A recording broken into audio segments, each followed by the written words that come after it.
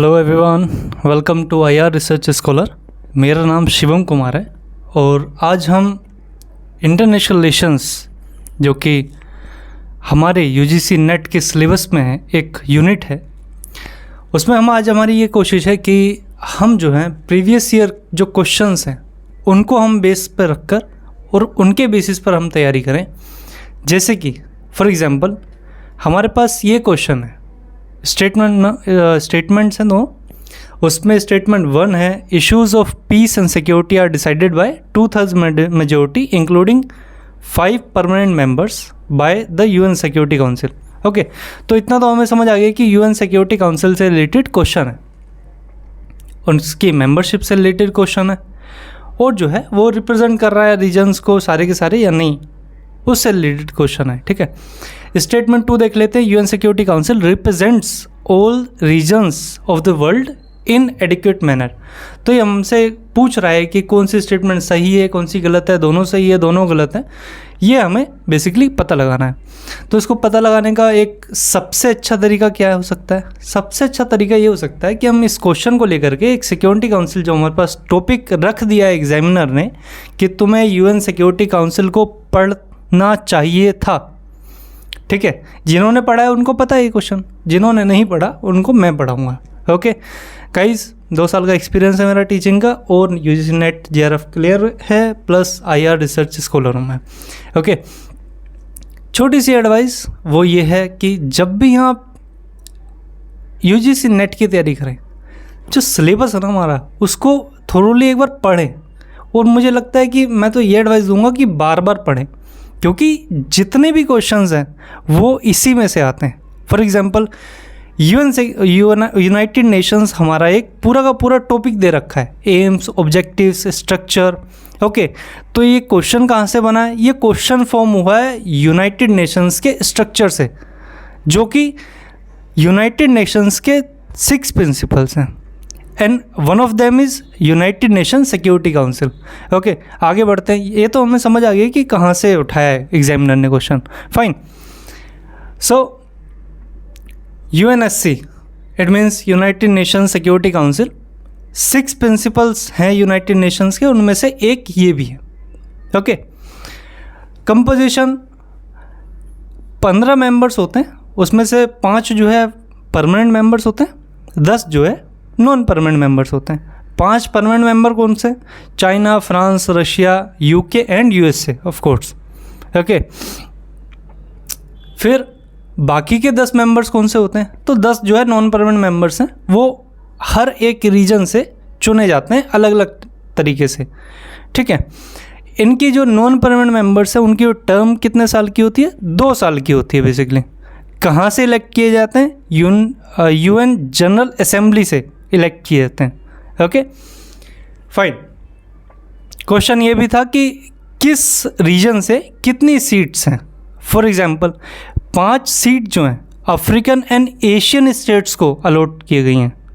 Okay, 2 जो हैं eastern European state, 2 Latin American Caribbean states and 1 जो है वेस्टर्न यूरोपियन स्टेट्स, और बाकी जो अदर ग्रुप स्टेट्स हैं वो। इसका मतलब एडिक्वेट मैनर में नहीं है ना ये डिस्ट्रीब्यूशन। ओके फाइन, आगे बढ़ते हैं। डिसीजन मेकिंग कैसे होती है यूएनएससी में? देखिए, यूएनएससी में ऑब्वियसली जो मेजॉरिटी है उसको देखा जाता है, यानी 15 मेंबर है, मिनिमम 7 से 8 मेंबर्स का रहना बहुत ज़रूरी है। ठीक है फाइन, लेकिन अगर कोई सा भी परमानेंट मेंबर जिसके पास वीटो पावर है, उसने अगर वीटो कर दिया तो वो रेजोल्यूशन उसी टाइम पे वहीं पर स्टॉप हो जाएगा, वहीं पर रुक जाएगा, वो फेल कर देगा।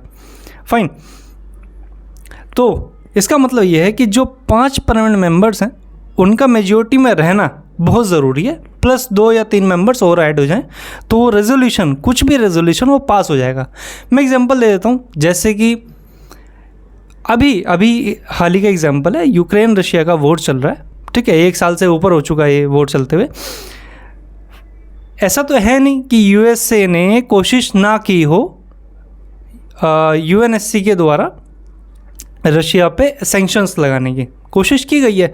बट एक सबसे बड़ा प्लस पॉइंट रशिया के पास ये है, रशिया के पास वीटो पावर है, प्लस जो रशिया का अलाई है, इट मीन्स चाइना, उसके पास भी वीटो पावर है, ठीक है। तो कोई भी रेजोल्यूशन अगर किसी ने वीटो कर दिया इन दोनों में से तो ऑब्वियसली वो पास होगा नहीं, और रशिया अपने खिलाफ क्यों वोट करेगा? एब्सोल्युटली उसने वीटो करना ही करना है। फाइन, नेक्स्ट चलते हैं। जो पीस कीपिंग फोर्स है ना यूएन की, वो यूएनएससी ही डिसाइड करता है कब, कहाँ, किस तरीके से वो मिशन करेंगे, ठीक है, चाहे वो कहीं भी हो, all over world. Okay, sanctions पे आ जाते हैं। तो सैंक्शंस बेसिकली स्टेट्स पे भी लगाए जा सकते हैं और इंडिविजुअल्स पे भी लगाए जा सकते हैं। फॉर एग्जांपल अभी स्टेट्स को लेकर के जैसे कि नॉर्थ कोरिया पर सैंक्शन लगा रखे हैं, और जो है ईरान पर सैंक्शन लगा रखे हैं, वेनेजुएला पे सैंक्शन लगा रखे हैं, ठीक है। ऐसी कई सारे स्टेट्स हैं, कई सारे नेशंस हैं जिन पे सैंक्शंस लगा रखे हैं। Okay done. इंडिविजुअल्स पे देख लेते हैं, जैसे कि दाऊद पे लगा रखे हैं। कई सारे ऐसे टेररिस्ट ऑर्गेनाइजेशंस हैं। 9/11 के बाद इतने सारे टेररिस्ट ऑर्गेनाइजेशंस थे, उनके लीडर्स थे जिनके ऊपर सैंक्शंस लगाए यूएनएससी ने। ओके, क्योंकि यूएसए का इतना प्रेशर था कि ना कि रशिया वीटो कर पाए ना चाइना वीटो कर पाए।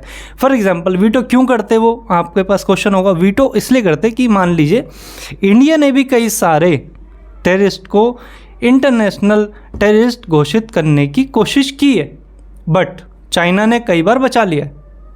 ओके, क्यों? क्योंकि वो पाकिस्तानी बेस्ड टेररिस्ट थे और पाकिस्तान में उनका अड्डा है जो भी है, प्लस पाकिस्तान जो है चाइना का एलाई बन चुका है। एलाई बोले तो या फिर स्ट्रेटेजिक पार्टनर बोल दीजिए, ठीक है, ऐसा हो चुका है। तो ऑब्वियसली चाइना ने वीटो कर दिया। आपको पता ही है कि अगर किसी एक ने वीटो कर दिया तो कोई भी रेजोल्यूशन हो किसी भी पल उस टाइम बिल्कुल ख़त्म, चुटकियों में ख़त्म हो। ओके, 5 परमानेंट मेंबर्स हैं, इन 5 के पास ही वीटो पावर है।